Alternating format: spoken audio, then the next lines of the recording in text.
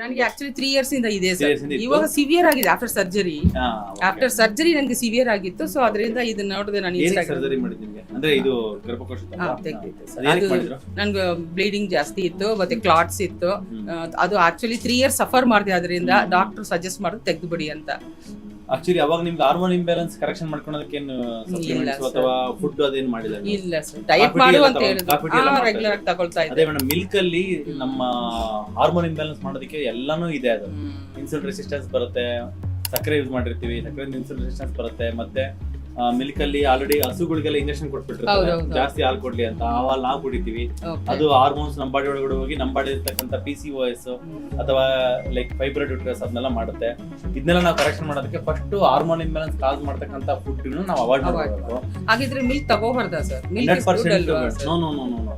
Actually ನೀವು milk ಬಿಟ್ಟ ಮೇಲೆ 1-2.5 kg ಸಣ್ಣಾಗಿದೆ ಒಂದ್ ರೀತಿ ಹೇಳ್ಬೇಕಂದ್ರೆ. ಮತ್ತೆ ಈ ಎಲ್ಲ ಇನ್ಫ್ಲಮೇಷನ್ ಬಂದಿರೋದೇ ಮಿಲ್ಕ್ ಇಂದ.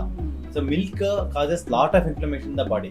ಯಾರೇ ಆಗ್ಲಿ, ನಾವು ಏನು ಹೀಲಿಂಗ್ ಟೈಪ್ ಆಫ್ ಡಾಕ್ಟರ್ಸ್ ಇದಾರೆ, ಫಂಕ್ಷನಲ್ ಮೆಡಿಸಿನ್ ಡಾಕ್ಟರ್ಸ್ ಆಗ್ಬೋದು, ನ್ಯಾಚುರೋಪತಿ ಡಾಕ್ಟರ್ಸ್ ಆಗ್ಬೋದು, ಮಿಲ್ಕ್ ನ ನಾವು ಶತ್ರುಗಳ ತರ ನೋಡ್ತೀವಿ. ಯಾಕಂದ್ರೆ ಮಿಲ್ಕ್ ಅಲ್ಲಿ ಅಷ್ಟು ಡೇಂಜರ್ ಇದೆ. ಮಿಲ್ಕ್ ಅಲ್ಲಿ ಕ್ಯಾಲ್ಸಿಯಂ ಬರುತ್ತೆ ಅಂತಾರೆ. 10 ಲೀಟರ್ ಕುಡಿದ್ರೆ ಬರ್ತಕ್ಕಂಥ ಮಿಲ್ಕ್ ಕುಡಿದ್ರೆ ಬರ್ತಕ್ಕಂಥ ಕ್ಯಾಲ್ಸಿಯಂ ಜಸ್ಟ್ ಒಂದು 100 grams ಆಫ್ ಎಳ್ ತಿಂದ್ರೆ ಬರುತ್ತೆ. ಒಂದ್ ಅರ್ಧ ಚಮಚ, 1 ಚಮಚ ಡೈರಿ ಎಳ್ ತಿಂದ್ರೆ ನಮ್ಗೆ ಕರಿ ಎಳ್ಳು, ಅದ್ರಲ್ಲಿ ನಮ್ಗೆ ಕ್ಯಾಲ್ಸಿಯಂ ಬರುತ್ತೆ. ಅದು ಬಿಟ್ಟು ಮಿಲ್ಕ್ ಕುಡಿದು ಮಿಲ್ಕ್ ಇಂದ ಇನ್ಸುಲಿನ್ ರೆಸಿಸ್ಟೆನ್ಸ್ ಜಾಸ್ತಿ ಆಗಿ ನಮ್ಮ ಬಾಡಿನಲ್ಲಿ ನೋಡಿ ಫ್ಯಾಟಿ ಲಿವರ್ ಇದೆ, ಹಿಸ್ಟೆಕ್ಟಮಿ ಆಯ್ತು. ಇವಾಗ ಮತ್ತೆ ಇದಕ್ಕೇನ ಸರ್ಜರಿನ ಸಜೆಸ್ಟ್ ಮಾಡ್ಬೇಕಾಗತಕ್ಕಂತ ಸಿಚುವೇಶನ್ ಬಂದಿರಬಹುದು ಮಂಡಿಗಾಗ್ಲಿ ಸೊಂಟಗಾಗ್ಲಿ ಫ್ಯೂಚರ್ ಅಲ್ಲಿ. ಇಲ್ಲ ಸರ್, ಎಲ್ಲೂ ಹೋಗಿಲ್ಲ ಸರ್. ಡೈರೆಕ್ಟ್ ಬಂದಿದೆ, ಮೇಬಿ ಇನ್ ಫ್ಯೂಚರ್ ಅಲ್ಲಿ ಬಂದಿರುತ್ತೆ.